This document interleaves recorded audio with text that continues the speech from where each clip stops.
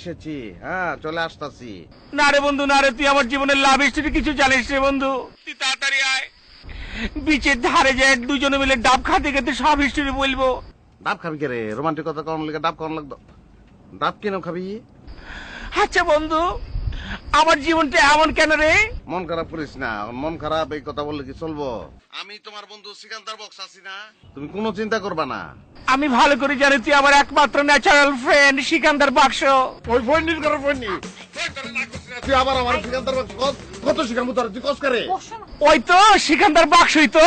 এই এই বাদ দাও না। কি তা তুমি বাদ দিতাম কে রে? ফোননির করে ফোননি কুচাল বাম তুই বারবার সিকান্দার বাক্স কস তুই।